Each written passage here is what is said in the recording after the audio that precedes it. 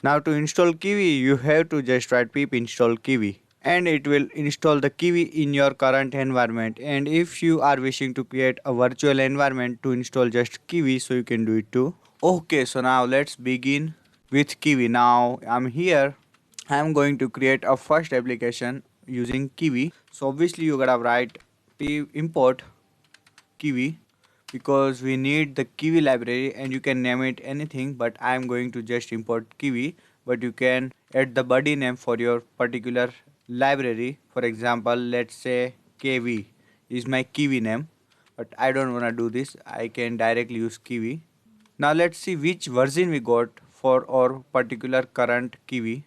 So just write Kiwi dot underscore underscore version.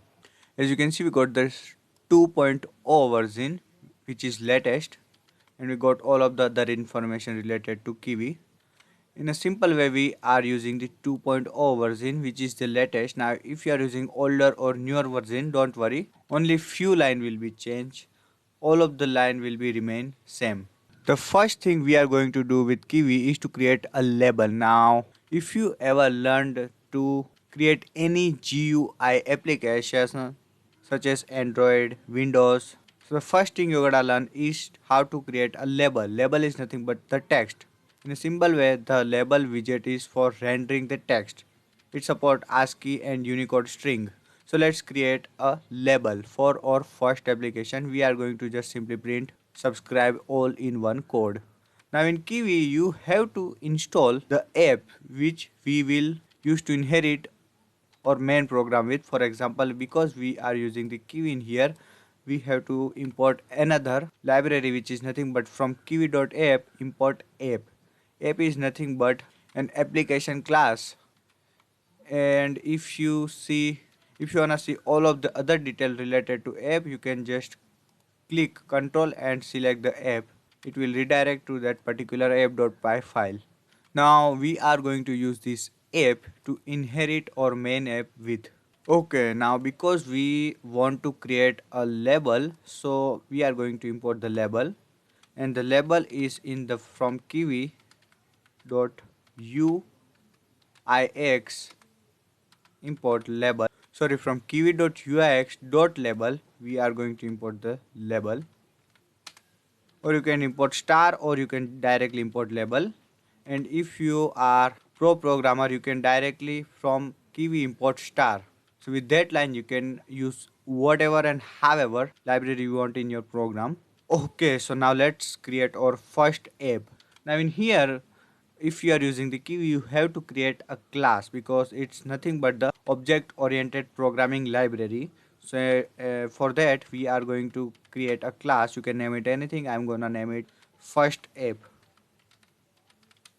Now in this first app we have to inherit this app through this or created class app, or you can say we have to inherit this user defined app with this Kiwi app. So just write APP. Now if you are not familiar with what is object oriented programming language and what is the basic of Python, I highly suggest you to check out my Python series. Link is in the description.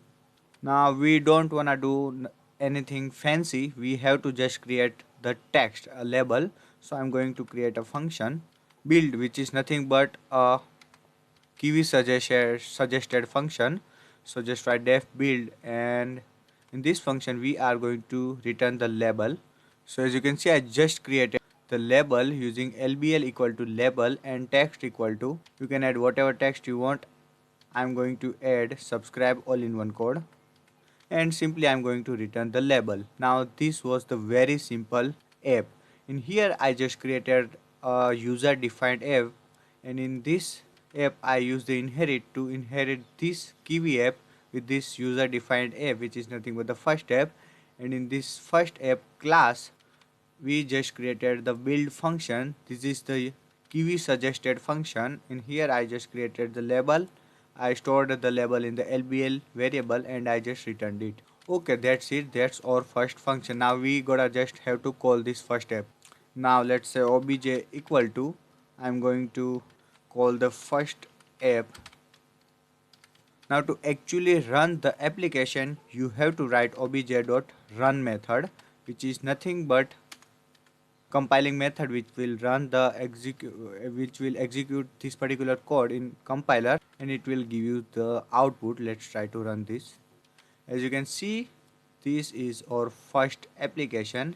We got all of the other details in here, and we got a GUI in here, and this is our label subscribe AIOC. Now this is the first. Now why we got this first in here is because we write our class name first, and if you change this first to, let's say whatever, let's say AIOC, and let's call it AIOC because we can't call the first app because it doesn't exist. So let's say AIOC apps. So it will change the name of our application to AIOC, as you can see, just like this. So that's it. That is the simplest way to create a label using Kiwi, and that was our first application. Now let's change this text because this text is so boring. Okay, so now let's change the font size, and for that you can directly use font size equal to, let's say 50 sp. Now this is nothing but the size for our font. Let's run this. As you can see, our font just got bigger because this is the 50 sp size. Now you can even change the color of this font, and for that you can directly use color, and in here you have to create a list for color, and you have to actually add four value. These three values RGB, red, green and blue, if you know the fundamental of RGB, and this is nothing but the stock, I think, or opacity. Let's try to change it to. Now let's change the RGB. I have an color, so let's say I want the color of YouTube. So what I'm going to do, I got one Chrome app which will give me the perfect color code. For that I'm going to just go on the pick color. So I'm going to just click on the pick, and in here I'm going to choose the YouTube red, and then click on that particular icon. Okay, so as you can see, I got this color, but this is the HTML color. I want the RGB color. So what I'm going to do, I'm going to Google the HTML color code to RGB converter. So as you can see, I got this 255 0 and 0. So I'm going to add that code in here. First of all 255, then 0 and 0. Now let's try to run this code. Now in here you have to put the value less than 0. So in here, as you can see, I added 0.255, and so I got this subscribe ARC in the red color. I know this is not that particular red color, but in Kiwi the color will be changed at the output for particular devices. Now this three value is nothing but the RGB. If I change the first value with 0, which is nothing but the red, and let's say I want my text to be green, so I will change this second value because this is nothing but the G, green, and the last one is B, blue, RGB. So let's run this code. As you can see, I got the green color, and so on. So if I change this value, so it will give me the blue color. Now the fourth value is nothing but the opacity. For example, if I change the last value with the 0, so I can't see anything because the opacity is 0. As you can see, I can't see anything, but if I change this value with, let's say, 0.4, so I can see kind of something. As you can see, the opacity is 0.4, let's say 0.2. So let's try this. As you can see, the opacity of 0.2 is kind of visible, but remember you have to put the value of color less than 0. So let's change it to 1 because the highest value will be 1. As you can see, this is fully visible, opacity is 1. Okay, so that was the basic operation of the text label. Now remember, you can even write \n for new line in here too. For example, if I put \n in here, so it will give me the new line. As you can see, subscribe AOC. Now if you know the HTML, so here you can kind of use just like HTML. For example, let's say if I want this particular text to be bold, so what I can do, I can create a square bracket, and in this square bracket I can write B for bold, and let's say I want to end this boldness in here, so I can use slash b and end the square bracket. So if I run this, it, as you can see, this particular text is bold. Sorry, I accidentally put the quotation in here. Now remember, if you want to activate this kind of thing like bold, italic and so on, so if you wanna use this method, so you have to activate the markup, which is nothing but the just write markup equal to true. That's very simple. You can even change the particular color. For example, now even in here, if you wanna add the color, for example, let's say I want to only change the color of subscribe, you can do like this too. Color equal to the color code. In here you have to write the color code, remember, then end the color using slash color and then close the bracket. As you can see, the subscribe color is changed to red and this AOC color is obviously by default green. So that's how you can use this color. Now it doesn't mean we only can use the color and bold. There are a lots of properties like activate italic text for I, U for underline text, strike through text for S, change the font for font equal to whatever, size, color, ref, anchor, sub and so on. So let's try to change the font face, and for that just write font. I'm going to open the notepad and I'm going to choose the particular font. I'm going to go on the format and font to select the font. In here you can use some of the font. Let's try this Broadway. Let's copy the name of Broadway and then in here just paste it. Okay, as you can see we got error broadway.ttf not found. So let's try another. So as you can see the impact is working and that was our label. Now let's try to convert this app into Android app. I know you guys are waiting for this. So let's try to convert this app to Android app. So this is nothing but a simple app to print subscribe AOC, a simple text.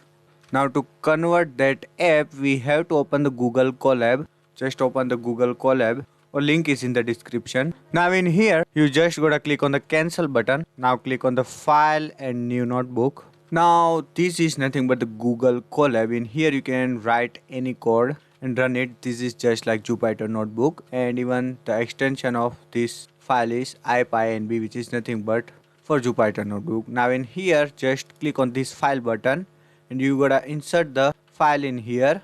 Now in here you can upload any file. Obviously we are going to choose the or Kiwi file. Now my Kiwi file is in my AMD project, open C project beginners, and this is my main.py file. I am going to choose this. As you can see, this is my main.py file which we just created this code. Now the first thing we gotta do is pip install bulldozer. I know this sounds familiar like bulldozer. Now in here obviously you can see your main.py file. So just double click on it and in here the first line will be pip install bulldozer. So just paste that line in here. Now just click on this play button. As you can see, this is downloading the virtual environment and bulldozer installing. Okay, that's it. The first line is completed. So now just click on the plus button of code.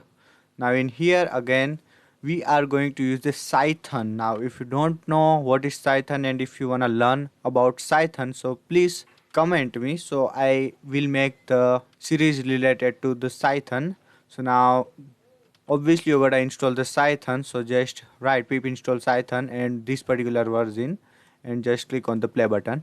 Okay, so again click on the plus code button and now this part is tricky kind of. Now in here you have to install sudo apt-get install -y python 3 build essential shell git python 3 dev fmpeg library of hdl2 dev image mixer ttf and a lots of library.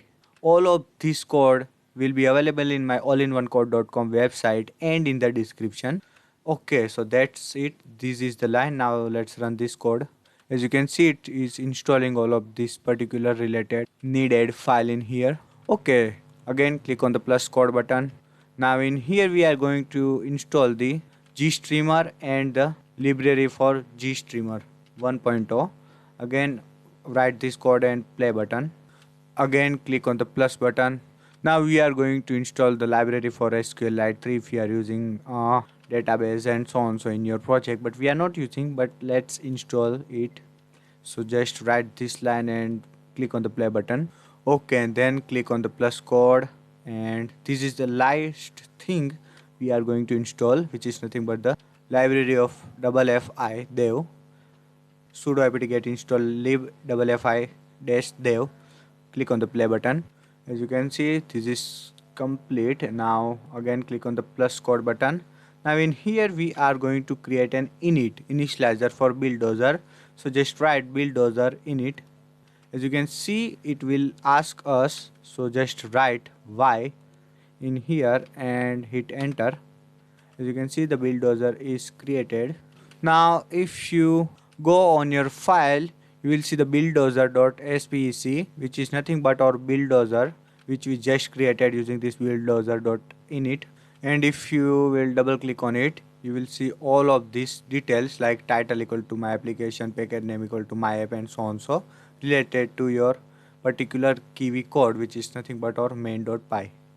Now in here, this is nothing but the bulldozer for our particular Kiwi file, and in here you will find all of the Android detail. If you ever created the real Android application, you will see all of this detail in your particular Android file.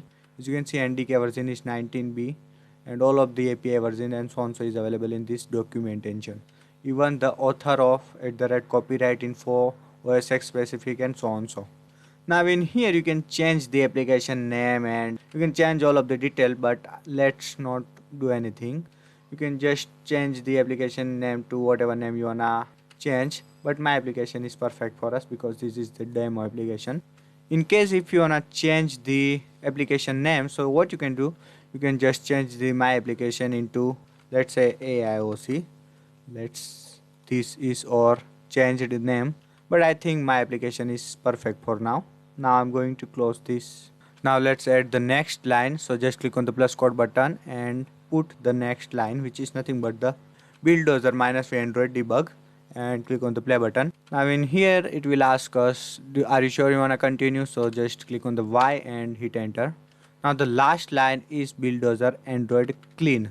As you can see in the previous line, it will install all of the requirement for our Android application, including the SDK. If you know Android, you know what is SDK and NDK and so on so. And it will create a bin file for our, as you can see in here, it will create, it's building now, so we can see anything right now.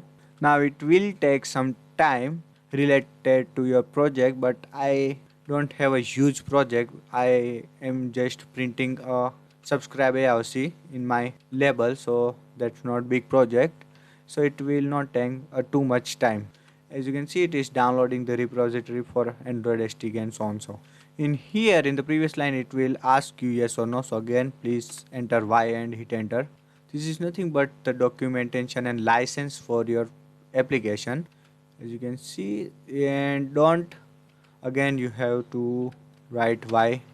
And remember, this is not a unprofessional application, this is literally official and real Android application. Remember this, because it will give us the license and documentation and all of the stuff which you get when you create an application using Java or any Android programming language, for example Android Studio. And it will run your application again and again until it finds some bug or error. If it finds a bug or error, it will give you the particular error or bug in the debugging process, and it will take a kind of too much time. Okay, finally it's done. It took me like around 20 minutes to complete this process. As you can see now in the bin file, I got this app finally. Okay, so now let's write the last code, bulldozer Android clean.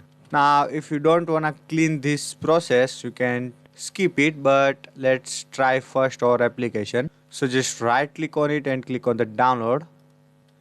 Now it is downloading, and when it's complete I will get this file on my operating system, as you can see, just like this. So I'm going to download it in the download, and then I'm going to send this application to my mobile and I'm going to try this application. So let's try it. So as you can see, this is my application. Now let's install this application. So I am going to just click on the install button. So as you can see, the installation is completed. So now I am going to open this application. So I'm going to just click on the my application. So as you can see, this is a beautiful Kiwi logo. Now as you can see, whenever I open this application, this is exiting itself because we didn't put any code to hold for a moment. That is why. Now if you wanna learn more about Kiwi and if you wanna solve this problem, so what I'm going to do, I'm going to create a next video for this problem. Now this is nothing but a simple single line code if you want to hold this application. So that is it for today's guys. In this video we talked about what is Kiwi, why we need to use Kiwi, how to create our first application using Kiwi, and we actually created an Android application using Kiwi. As you can see, this is our my application, which is nothing but our first Android application, officially Android application. Because if you go on your buildozer.spc, you will find the documentation for this application with the license. Now in here we have to put a single line code to hold the application to run this file.